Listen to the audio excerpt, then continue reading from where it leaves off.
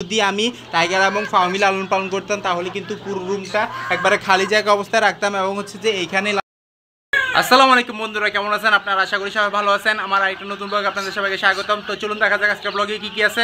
আজকে চলে গিয়েছিলাম প্রাণী সম্পদ দপ্তরে, কারণ হচ্ছে যে ওইখান থেকে ভ্যাকসিন নেওয়া দরকার ছিল, সেই জন্য ইনশাআল্লাহ আল্লাহর রহমতে আজকে ভ্যাকসিনটা নিয়ে দিয়ে দিব আমি মুরগিকে। কারণ হচ্ছে যে আমি যে মুরগির বাচ্চাগুলো আনছি ওগুলো 3 দিন হয়ে গেছে।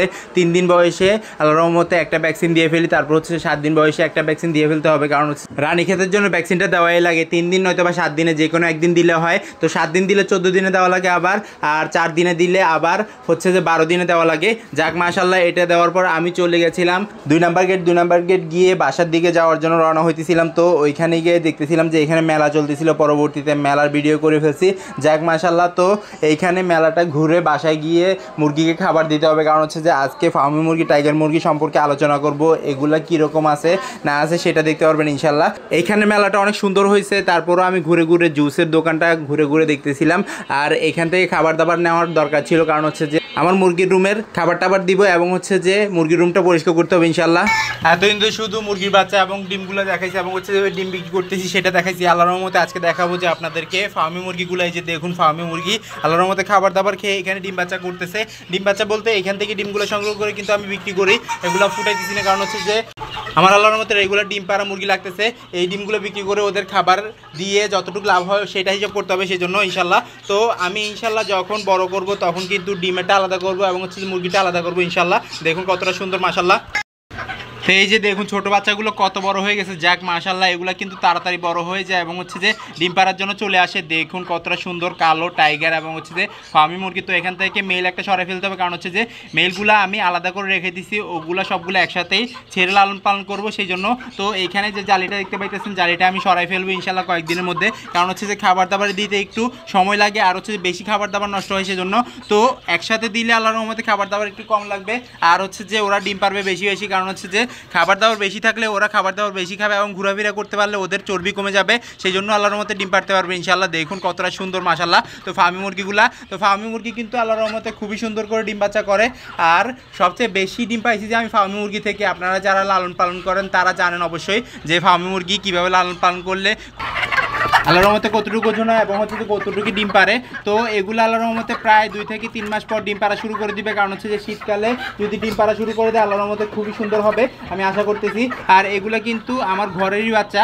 তো এগুলো বড় করার পর ডিম থেকে ফুটানোর পর এইখানে রেখে দিছি। তো অনেকে জিজ্ঞেস করেন যে ভাই আপনি কিভাবে লালন পালন করেন, কিভাবে ওষুধ দাবাই দেন, আর হচ্ছে যে ওদের যেই প্রোটিনটা দরকার ওইটা কীভাবে দেন। আমি কিন্তু কেজের মধ্যে সবসময় ওদেরকে খাবার দাবার দিয়ে রাখি এবং পানি দিয়ে রাখি এবং হচ্ছে যে ওদের ফিড, তারপর হচ্ছে যে লেয়ার সবসময় সময় মতো দিয়ে থাকি, এটাই। আর ওষুধ দাবাই বলতে যাক আলহামদুলিল্লাহ মাশাল্লাহ, ওষুধ দাবাই বলতে ওদের যখন যেটা রোগ হয় ও অনুযায়ী আল্লাহর রহমতে ইনশাল্লাহ ওদেরকে ট্রিটমেন্ট দিয়ে থাকি।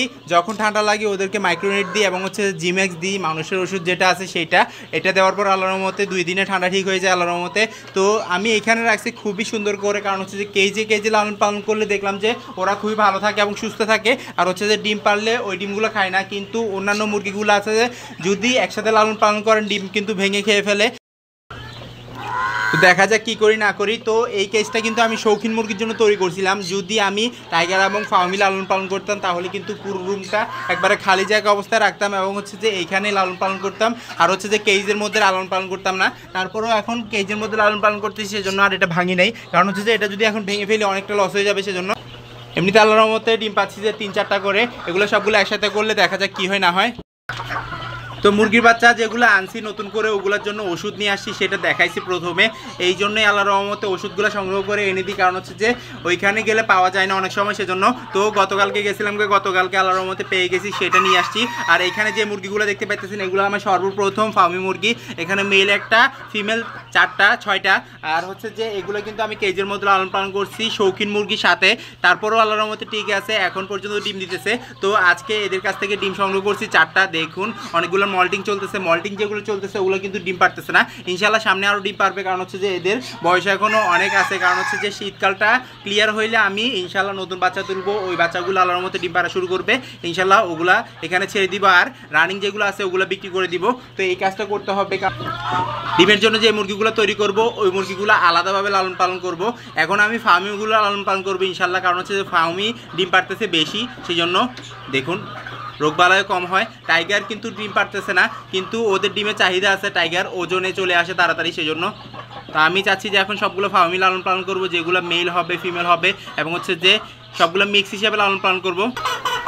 আরেকটা ব্যাপার হচ্ছে যে ওদের কিন্তু অনেক সময় ডিম খেয়ে ফেলে, কাঁচা ডিম পারে, ওইটার জন্য আমি দিই যে ওই ডিমের খোসা এবং হচ্ছে যে ক্যালপ্লেক্স, এবং হচ্ছে যে যদি ক্যালপ্লেক্স না পাই তাহলে কিন্তু আমি ডিমের খোসা এবং কলমি শাক দিয়ে থাকি। এগুলাতে ডিমের উর্বরতা বেড়ে যায় এবং হচ্ছে ডিম বেশি পারে সেজন্য। আর হচ্ছে যে ডিমের চামড়াটা মোটা হয়ে যায় আর ডিম খেতে পারে না। আর এখানে পকা করতেছে টাইগার মুরগিগুলো, আর এখান থেকে ডিম সংগ্রহ করতে হবে এখন, কারণ হচ্ছে যে মুরগিগুলা যখন সরাই ফেলি এদের নিচে কিন্তু ডিম থাকে, অনেকগুলো উমে চলে যায়, সেজন্য ওই যে দেখুন একটা ডিম আছে, ডিমটা সংগ্রহ করে ফেলি। আর এখানে সবগুলো টাইগার মুরগি আর ফার্মি মুরগি আলাদা আলাদা কেজের মধ্যে রাখছি। ইনশাল্লাহ ভবিষ্যতে যদি লালন পালন করি তখন কিন্তু টাইগার মুরগি আর ফার্মি মুরগি সবগুলো একসাথে লালন পালন করবো ইনশাল্লাহ। তো প্রত্যেকটা কেজে একটা রাতা আছে, কারণ হচ্ছে যে এখন ওদের প্রাপ্তবয়স্ক হয়ে গেছে, মেটিং করে এবং হচ্ছে যে ওরা ব্রিড করে সেই জন্য। এছাড়া কিন্তু আমি সবগুলোকে একসাথে রাখছিলাম এবং হচ্ছে যে মেল ফিমেল আলাদা ছিল, পরবর্তীতে মারামারি করতেছিল না, এখন কিন্তু মারামারি করে, সেই জন্য একটা কেজের মধ্যে একটা মেল রাখছি। তো এখান থেকেও দুইটা মেল সরাই ফেলতে হবে, কারণ হচ্ছে যে যখন এই যে জালিটা সরাই ফেলবো এবং ছুটাই ফেলবো তখন কিন্তু ওদের একসাথে হিসাবে থাকতে হবে, এবং হচ্ছে যে মেল কিন্তু দুইটা একসাথে থাকবে না, মারামারি করবে, খুবই প্রচুর মারামারি করবে, সেটা আপনাদেরকে জানাই রাখলাম, সেই জন্য আমি আলাদা করে ফেলবো। এই যে দেখুন এটা টাইগার মুরগি কত লম্বা হচ্ছে। আর আরেকটা আছে টাইগার মুরগি, সেটা হচ্ছে যে এটাও কিন্তু ডিম পারে আল্লাহর রহমতে। এখান থেকে ডিম সংগ্রহ করি প্রায় 4টার মতো, এই যে দেখুন ডিম। আল্লাহর রহমতে আমার কাছে বেশিরভাগই ফার্মি, কারণ হচ্ছে যে ফার্মিগুলো আমি রেখে দিয়েছিলাম, এখানে যে বাচ্চাগুলো ফুটছিল ওগুলো বড় করছি, বড় করার পর এইখানে রেখে দিচ্ছি, এবং হচ্ছে যে খুবই সুন্দর করে ডিম বাচ্চা করতেছে দেখুন, মাশাল্লাহ মাশাল্লাহ মাশাল্লাহ আলহামদুলিল্লাহ। টাইগারগুলো কিন্তু আমি আল্লাহর মতো ইনকিউবেটর থেকে ফুটাইছি, ওগুলাও ডিম পারতেছে। এদের 6 মাস হয়ে গেছে, 6 মাসে আমি ওদেরকে লালন পালন করছি এইভাবে কেজের মধ্যে। পরবর্তীতে যখন ডিম পাড়া শুরু করছে ওই ডিমগুলো বিক্রি করা শুরু করছি। তো এরা তো এখন রানিং হয়ে গেছে, এগুলো ডিম পাড়তে থাকবে। আমি আবার এই কেজের জন্য নতুন করে ডিম পাড়ার মুরগি তৈরি করব, কারণ হচ্ছে যে ওগুলো আলাদা করে তৈরি করব এবং হচ্ছে যে কেজে রেখে দিব, আর সিস্টেমটা চেঞ্জ করে ফেলবো ইনশাল্লাহ। খুবই শীঘ্রই আল্লাহর রহমতে ওদের কাছ থেকে আমি আরও কিছু ডিমের আশা করতেছি। তো ওই ডিমগুলো পাড়া শেষ হইলে আমি নতুন করে বেচ উঠাবো ইনশাল্লাহ, তখন আপনাদেরকে দেখাবো।